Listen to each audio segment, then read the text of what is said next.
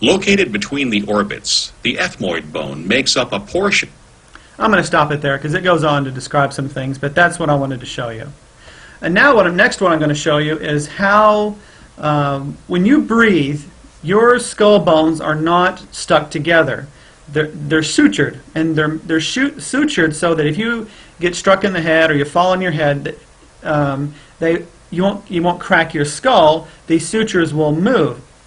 If your head was solid like a coconut, one little hard hit and your head would crack, and it'd be really dangerous. So there's a higher order to everything, and the body is made with high intelligence, and we have sutures there to make room for expansion and contraction and movement.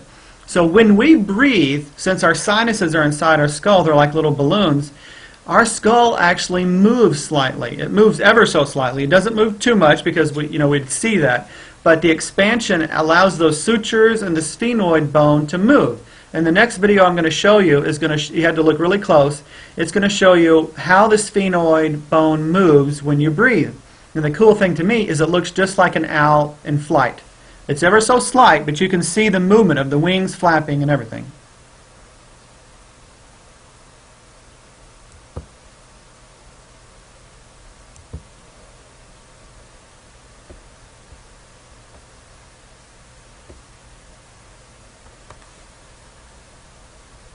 See, it's expanding, contracting, expanding,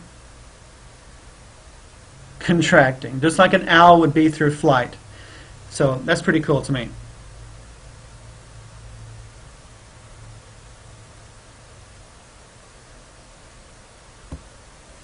Enough of that.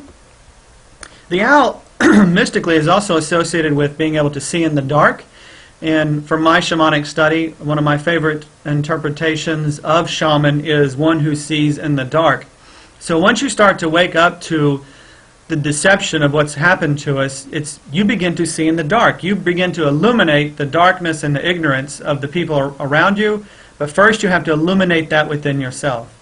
Here is, at the bottom here at this page, is an ivory plaque from the palace of King Ahab, and it's in 870 BC, and it's two winged cherubs or angels around a object in the center that looks either dyed or like the pine cone, which the pine cone, why we call the pineal is it looks like a pine cone.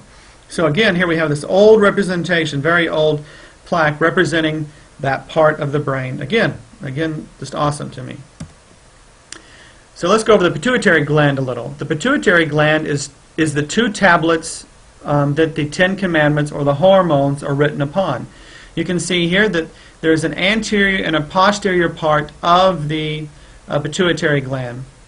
This little speckled structure here you see is actually the sphenoid bone. This is resting in the sphenoid bone.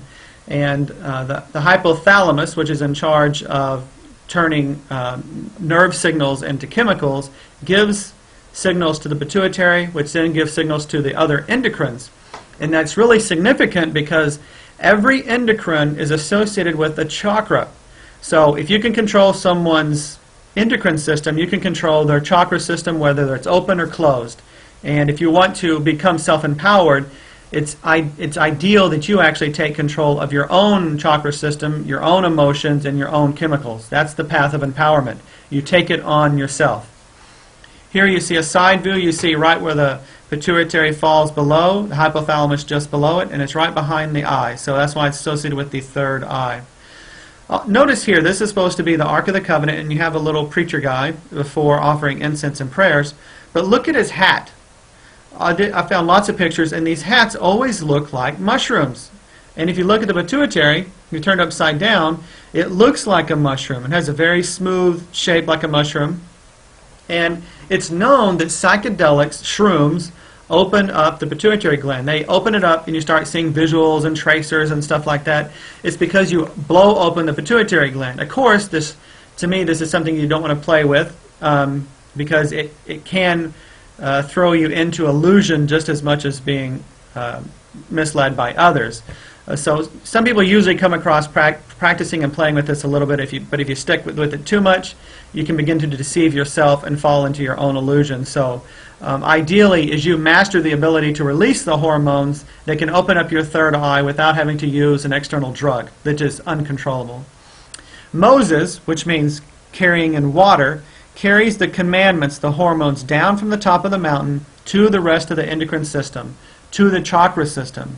So here we have the correlation between the outside world, the input, our nerves, our nerve impulses are changed within the hypothalamus into chemical signals, and the chemical signals then control the endocrine system and our chakra system. Right there is the link between the physical world and the metaphysical world. If you can control that link, you can control anyone and everyone. And again here, just to show you from the side of the sphenoid bone, the pituitary sits right in that area perfectly. Hormones and the third eye. Your astrology chart is a map of how your brain works. So those of you that are into astrology or have studied it a little bit, ideally, to really get anything out of astrology, you have to study it pretty in-depth. Just doing that whole newspaper thing every day, the newspaper is going to be a generic reading. Even if you're a particular sign like a Capricorn, every Capricorn is slightly different because of the different, what they call aspects between the different planets. Not everybody's brain is set up the same way. But in old text related to Sanskrit and Indian type ancient text, the astrology chart tells you how your brain functions, because actually every planet is associated with a different part of your brain. Like the sun, I mentioned earlier, is associated with your thalamus. The moon is the hypothalamus. And the moon in your chart is associated with your emotions. So here in this little picture here, you have the hypothalamus, and just below it is the pituitary. Whatever emotions you feel, now we're getting into Bruce Lipton stuff and other people's, What the Bleep movie, that goes into pretty in-depth about the hypothalamus. If you can control your emotions, you control what's excreted to the rest of the body, which means you control your chakra system.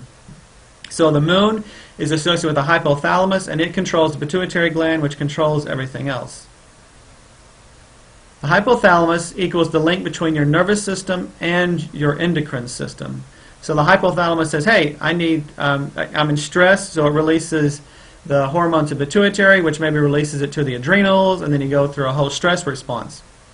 So I'm going to go ahead and play you a little picture of, or a little video of how a stress response is played out in the